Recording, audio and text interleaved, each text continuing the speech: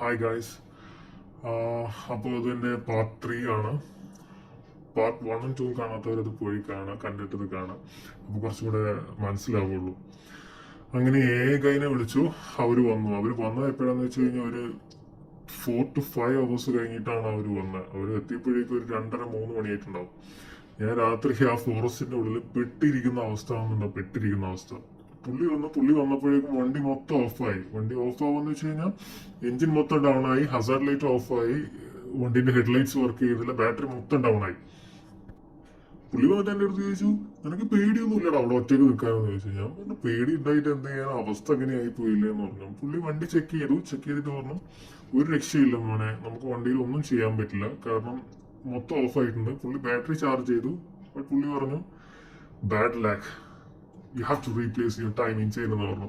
Timing chain എന്ന് വെച്ച് കഴിഞ്ഞാൽ നമ്മുടെ എഞ്ചിന്റെ ഒരു ഹാർട്ടാണ്. എന്ന് വെച്ചിട്ടുണ്ടെങ്കിൽ ഭയങ്കര കോസ്റ്റ് ആവും, മോർ ദാൻ 1000 എന്തായാലും ആവും എന്ന് പറഞ്ഞു. പിന്നെ ഈ ടൈമിംഗ് ചെയിൻ കറങ്ങുമ്പോൾ അത് നേരെ എഞ്ചിൻ അഫക്ട് ചെയ്യാനുള്ള ചാൻസ് ഉണ്ട്. എഞ്ചിൻ അഫക്ട് ചെയ്യുകയാണെങ്കിൽ എന്തായാലും 2000 പൗണ്ട് പാർട്സിനും പ്ലസ് ലേബർ ചാർജ് വേറെയും വരും. ഏകദേശം ഒരു 3 ലക്ഷത്തോളം രൂപ എന്തായാലും അതിന് വരും എന്ന് പറഞ്ഞത്. എന്റെ നെഞ്ചിടിപ്പ് കൂടാൻ തുടങ്ങി. ഞാൻ എങ്ങനെയെങ്കിലും വീട്ടിലെത്തിയാൽ മതി എന്നായി. ഞാൻ വൈഫിനെ വിളിച്ചു. വൈഫാണെങ്കിൽ എന്നെ ഒരുപാട് സമാധാനിപ്പിച്ചു.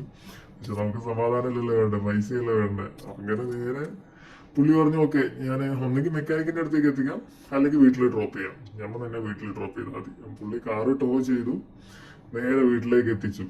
ഞാൻ അടുത്ത വീഡിയോയിൽ പറഞ്ഞുതരാം ഞാൻ എങ്ങനെ ബ്രേക്ക് ഡൗൺ കവർ ഇല്ലാതെ എന്നെ വിളിച്ചു, അവരെങ്ങനെ ഡീൽ ചെയ്തു എന്നുള്ള കാര്യം. ഞാൻ എന്തായാലും അടുത്ത വീഡിയോയിൽ ഞാൻ പറഞ്ഞുതരാം. സ്റ്റെപ്പ് ബൈ സ്റ്റെപ്പ് ആയിട്ട് പറഞ്ഞുതരാം. കാരണം UK എങ്ങനെയെങ്കിലും നിങ്ങൾ ബ്രേക്ക് ഡൗൺ ആയി കഴിഞ്ഞാൽ എന്താണ് ചെയ്യേണ്ടതെന്ന് അറിയണ്ട. അപ്പം അതിനുള്ള ഡീറ്റെയിൽസ് ഞാൻ പറഞ്ഞുതരാം.